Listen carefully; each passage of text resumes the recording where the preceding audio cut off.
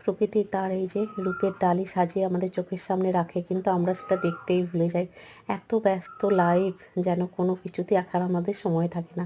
আর এইগুলোকে, এই সৌন্দর্যটাকে ধ্বংস করার জন্য আমরা যেন ব্যস্ত হয়ে পড়ি।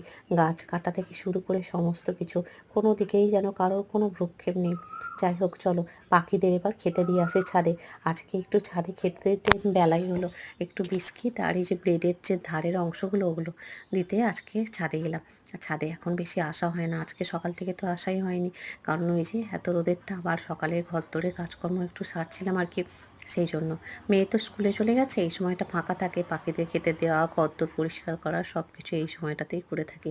আর এত রোদের তাপ, ছাদে আর বেশি জামাকাপড় মেলতেও আসি না। সকালের দিকে এসে মেলে দিয়ে যাই, আর সোনাইকে আনতে যাওয়ার আগে সব কিছু তুলে দিয়ে চলে যাই। তোমাদের সাথে কথা বলতে বলতে পাখিদের খাবার দিয়ে নিচে চলে এলাম। এখন এই যে বেডটা ভালো করে ঝেড়ে নিচ্ছি। আজকে বেডশিটটা চেঞ্জ করব না, খালি বেডটা ঝেড়ে ঝুড়ে নেব।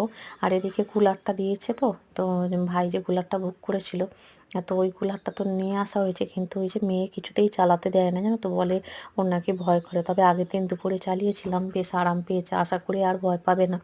কুলার এবার চালাতে দেবে। উপরে দুপুরবেলা ভীষণ গরম, বিছানা কাঁথা সব আগুন। আর এই যে ডাইনিংয়ে চলে এলাম, ওই ঘরে বেড টেডগুলো ঝেড়ে আজকে ডাইনিং রুমটাও ভালো করে পরিষ্কার করবো, তার সাথে বিছানার বেডশিটটাও চেঞ্জ করে নেবো। এই বেডটার ওপর সোনাইয়ের অনেক খেলনা, তারপরে ফ্যান, এগুলো থাকে, মেশিন, আজকে ওগুলো সরিয়ে নিচে রাখবো, এই ডাইনিংটা যাতে আমরা ইউজ করতে পারি। কারণ এই ডাইনিংয়ের বেডটা আমরা তেমনভাবে ইউজ করি না, ওই জাস্ট একটু বসা টসা হয়, জিনিসপত্রগুলো এর উপরে রাখা টাকা হয়। আজকে ভালো করে এই পোর্শনের ঝুল টুলগুলো ঝেড়ে বেডশিটটা একেবারে তুলে নিচ্ছি।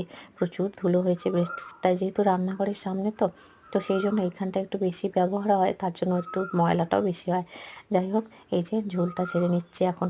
একেবারে বেডশিটটা তুলে আর নতুন একটা, মানে আলাদা একটা বেডশিট পাতবো আমি। কারণ আলাদা বেডশিট পাতবো যেটা খুব সফট।